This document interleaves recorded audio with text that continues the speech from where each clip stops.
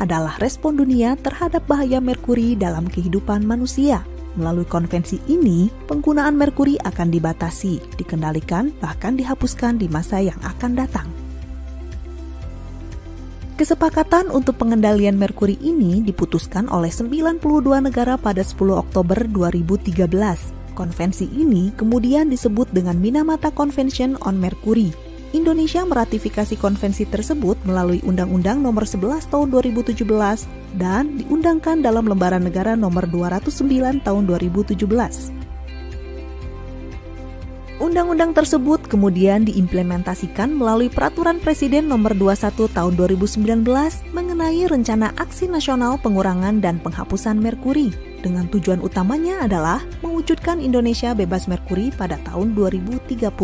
Kementerian Lingkungan Hidup dan Kehutanan kemudian menetapkan target dan strategi pengurangan serta penghapusan merkuri pada 4 bidang prioritas, yaitu manufaktur, energi, pertambangan emas skala kecil, dan kesehatan.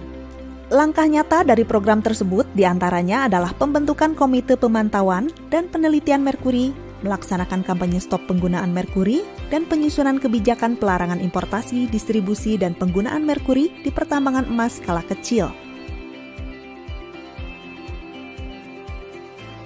Selain berperan aktif dalam konvensi Minamata, Indonesia juga memiliki perhatian serius terhadap pengurangan bahan kimia beracun dengan turut meratifikasi konvensi Stockholm melalui Undang-Undang Nomor 19 Tahun 2009. Konvensi Stockholm adalah sebuah perjanjian internasional pertama yang mewajibkan negara-negara anggota melakukan perlindungan lingkungan dan kesehatan manusia dari bahan kimia beracun atau yang disebut sebagai Persistent Organic Pollutants, disingkat dengan POPs. Sebanyak 28 bahan kimia yang diidentifikasi sebagai POPs yang sudah disepakati masuk dalam konvensi Stockholm. Sebagai bentuk partisipasi aktif terkait isu POPs ini, Indonesia telah melakukan penyusunan National Implementation Plan atau NIP pada tahun 2008. Kemudian, pemerintah telah melakukan review dan update NIP pada tahun 2014.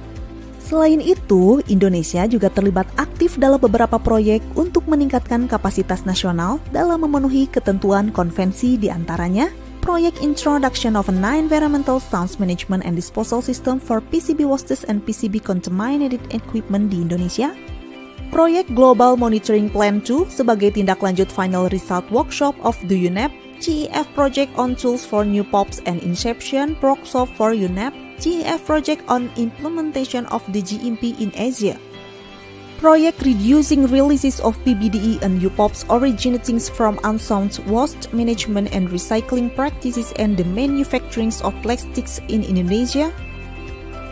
Selebihnya, sejumlah program telah ditetapkan yang berkaitan dengan pengendalian dan pengurangan POPs, yaitu evaluasi dan harmonisasi peraturan pengelolaan bahan POPs di berbagai kementerian atau lembaga, meningkatkan kapasitas sumber daya laboratorium dan aparat pemerintah terkait pengujian dan pengelolaan senyawa POPs, mendorong pelaksanaan pemantauan emisi dan lepasan bahan POPs secara reguler, mendorong keterbukaan informasi hasil penelitian alternatif senyawa POPs, menyusun rancangan Perpres tentang POPs.